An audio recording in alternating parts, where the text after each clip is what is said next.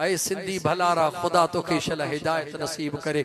सिंध जी तारीख़ ॾिस मुसलमान, कायनात जे अंदर पहिरो तर्जुमो कुरान करीम जो सिंधी जुबान में थियो आहे। जवाब दे कहिड़ी जुबान में थियो आहे? सिंधी जुबान में थियो आहे। अज भी ठट्टे खां हल मकलीअ में त मुझे हुजूर जे सहाबा जो मज़ारू तोखे ठट्टी मकलीअ जे शहर में मिलंदियो। मां तोखां तो पुछां, मदीने तय्यबा मां हुजूर जा सहाबा आया हुया इते ठट्टे में, ऐं सिंध तारीख़ पढ़ी ॾिस, ऐं अलाए केतिरा सिंधी क़ौम जा माण्हू नबी करीम अलैहिस्सलातु वस्सलाम जे हुजूर में पहुता हुया। सिंधीअ जी एडी वडी तारीख़ आहे, एडी सुहिणी तारीख़ खे ऐ बदनुमा दाग लगाइण वारा तोखे खुदा जो खौफ नथो अचे। अज तू दुनिया जे आॾो उन सिंधी क़ौम जे हक़ीक़ी तारीख़ खे मिसमार कंदे न्याणियुनि खे रोडन ते वठी नचाए, न्याणियुनि खे पटका पाराए नचाए ऐं दुनिया खे तो ॾेखारी त सिंधी क़ौम जी ही तारीख़ आहे। खुदा जो कसम तू सिंधी तारीख़ सां ख़ैर ख़्वा नहीं, वरन सिंध जी उहा तारीख़ आ। सोहणे लतीफ़ जहिड़ा जवान सिंधी हन, मखदूम मोहम्मद हाशिम ठटवी जहिड़ा जवान सिंधी हन। दुनिया जी तारीख़ निहार, हुजूर जा केतिरा सहाबी सिंधी जुबान वारा हन। सिंधी क़ौम उहा है जन वटि अल्लाह मेहमानी ॾिनी आहे। सिंधी क़ौम उहा है जन खे अल्लाह पंहिंजे तॾे जी इज़त ॾिनी आहे। सिंधी क़ौम उहा है जन हमेशा धारियुनि खे पंहिंजे जीअ में जायूं ॾिनियूं हन। सिंधी क़ौम उहा है जेका हर मोड़ ते पंहिंजी जान अल्लाह ऐं अल्लाह जे रसूल जे दीन जे लाइ कुर्बान करण वारी आहे। सिंधी क़ौम उहा है जेका पंहिंजे पाड़े वारनि सां प्यार कंदी आहे। सिंधी क़ौम उहा है जेका पंहिंजे तहज़ीब जी हिफ़ाज़त कंदी आहे। हे दिस्तार हुजूर जी सुन्नत ज़रूर आहे, लेकिन असां सिंधी क़ौम जी सकाफ़त भी आहे। हीअ दिस्तार असां मर्दन जे मथे ते ठहंदी आहे, असांजे न्याणियुनि ते जे मथे ते रओ ठहंदो आहे जेको मुंहिंजे आका जे बचड़न जी सुन्नत।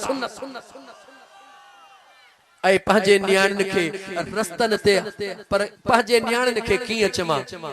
पंहिंजे न्याणियुनि खे त नचाईनि ई कोन था न। सच चए यार रुसे त रुसण दे, सजण साईं जो दीवानो आहे, सच चवंदुसि। फणीअ ॾींदे वार खुसे त खुसण दे परवाह नाहे। इहे वॾा माण्हू जेके टीवियुनि जा चैनल हलाए ऐं तव्हां असांजे न्याणियुनि खे नचाई था, उन्हनि खे चओ न त तव्हां पंहिंजे न्याणियुनि खे बि वठी अचे फटको पाराए नचायो न। ॾिसो त कीअं था तव्हांखे गोली हणनि, तव्हां उहे गोली हणन ऐं तो असां जो न्याणियूं गरीबन जो न्याणियूं रोडन ते नचाइण वारा अल्लाह जे अज़ाब खां डिजो। खुदा जे वास्ते सिंधी क़ौम खे जे ज्यादा कुछ नथा ॾेई सघो त कम अज कम सिंधी क़ौम सां ज़ुल्म न कयो। बेशक सिंधी अजरक, अजरक किथों जी सुन्नत आहे? तो इहो त अजरक पातो, पर हकीकत ते वञ काली कमली वाला आका मुझे हुजूर जे कुल्हनि ते अच्छी चादर भी हूंदी हुई, मुझे हुजूर जे कुल्हनि ते रंगा रंगी चादर भी होंदी ही, उहा इहो सिंधी अजरक जेको रंगा रंगी आ। याद रखी छॾ मुझे कमली वारे आका महबूब सल्लल्लाहु अलैहि व आलिहि वसल्लम जे मुझे मदीने जे मीर मदीने तय्यबा मां इन सुहिणी सिंधड़ीअ दे निहारे मुझे आका बिन शहरन जे मुतालिक फरमायो। हिकड़ो यमन दे निहारे मुझे मदीने जे मीर फरमायो त यमन मां मुस्तफा के अल्लाह जे इश्क जी खुशबू अची रही आ। मुझे मदीने निहारे फरमायो त मां मुस्तफा के सिंध मां दीन जी इस्लाम जी खुशबू अची रही आ। याद रखी छॾ हीअ जी आ, हीअ धरती वक्त जे गौसन जी आ, हीअ धरती औलिया अल्लाह जी आ, हीअ धरती शोदन जी नाहे, हीअ धरती गद्दारन जी नाहे। हिन धरतीअ ते अल्लाह ऐं अल्लाह जे रसूल जे दीन जे सर बुलंदीअ लाइ कम कर। हा बेशक सिंधी अजरक सां प्यार आ, बेशक सिंधी टोपीअ सां प्यार आ, बेशक बोज़की जे पटके सां प्यार आ, पर इहो मर्दन जे मथे ते ठहे थो, औरतुन जे मथे ते नथो ठहे। वॾड़ी उम्र वारा वेठा हो, खुदा जे वास्ते जवाब ॾियो, छा हीअ सिंध जी सकाफ़त नाहे? अगर को शख्स कंहिं ॻोठ खां मथे उघाड़ो कंहिं जानवर ते चढ़ी घुम वेंदो हो, उनखे हकल कंदा हुया, उहो जानवर तो लही हेठ हलंदो हुयो त फलाणे ॻोठ जे भर मां मथे उघाड़ो वञणो मुनासिब कोन्हे। इहा हकीकत कोन्हे का? ऐं मुंहिंजा मुस्लमान भाइरो अचो त पंहिंजे आका करीम अलैहिस्सलातु वस्सलाम सां सचाई जो सबूत ॾींदे सिंधी क़ौम जी हकीकी नुमाइंदगी कयूं। अजरक सां प्यार कर। सिंधी टोपी अजरक त ॿुधायो मई, सिंधी टोपी भी निहार न, दुनिया जी सकाफ़त आ। सिंधी टोपीअ में मुसल्लो ऐं मेहराब ठहियल आहे, सिंधी टोपीअ ॾे निहार। इन सिंधी टोपीअ खे पाइण में इज्जत समझ, इन सिंधी टोपीअ खे पाइण में अज़मत समझ।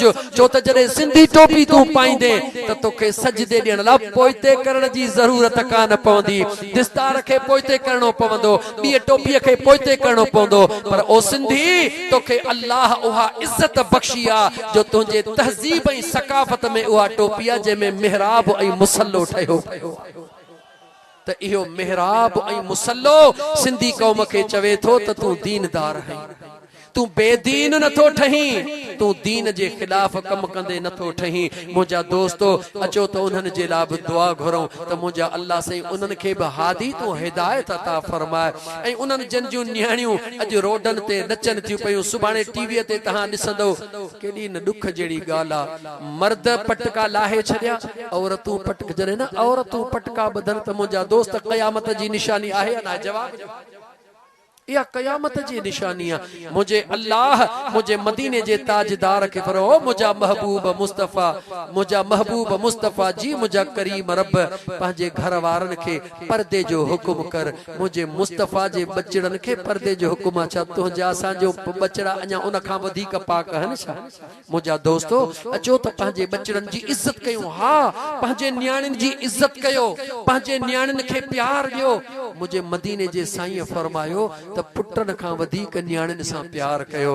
सालियाने उर्स मुबारक ते मुझे महबूब मुर्शिद सजण साईं दामत बरकातुल आलिया ऐलान करे सजी जमायत लखन में फ़कीरनि खां हथ खणायो त वाइदो कयो असां पुटन खां वधीक नियाणियुनि सां प्यार कंदासीं। उन्हनि जे तइलीम जो ख़्याल, हा पंहिंजे नियाणियुनि खे पढ़ा, पंहिंजे नियाणीअ खे डॉक्टर कर, पंहिंजे नियाणीअ खे इंजीनियर कर, उनखे इल्म सां आरास्ता कर, उनखे इल्म सां मुज़यन कर।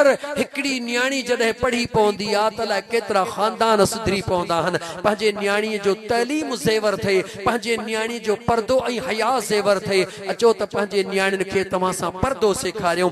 हया ऐं पर्दे में रही करे तुंहिंजूं असांजूं नियाणियूं तइलीम पर्दो ऐं हया।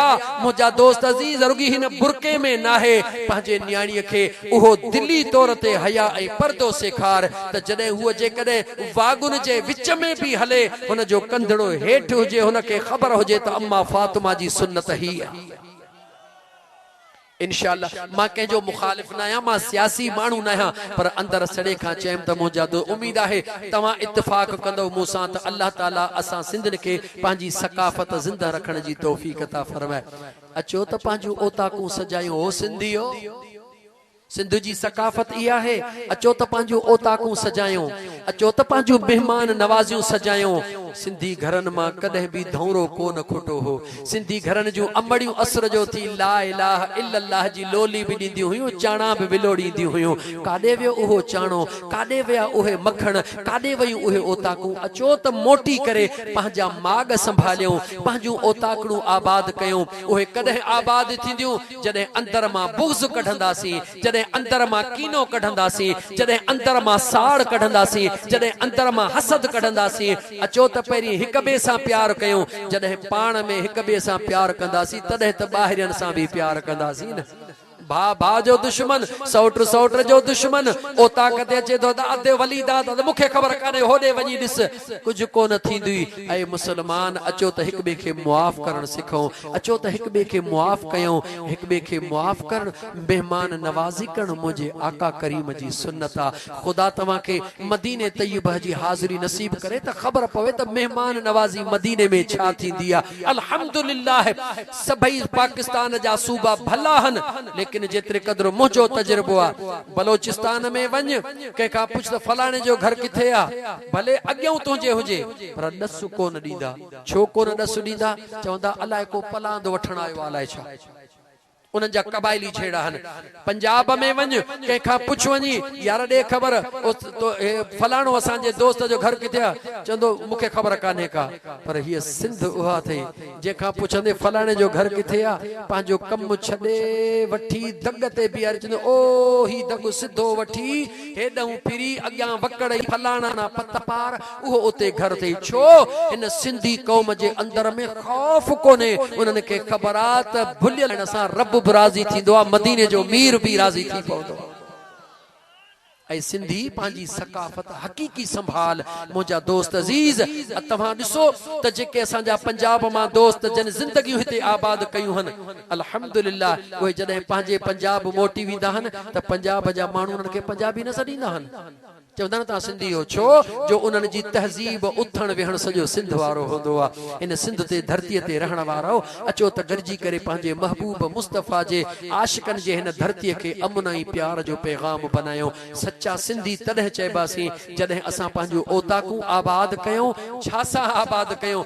मुहबतुनि सां आबाद कयूं, ज़िक्र सां आबाद कयूं, सुघड़ुनि जे महफ़िलुनि सां आबाद कयूं। अल्लाह जी ज़ात महबूब जे सदके तव्हां असांजी हाज़िरी क़बूल फरमाईंदो। मदीने वारे मीर जे सदके तव्हां असांजो अचण क़बूल फरमाईंदो।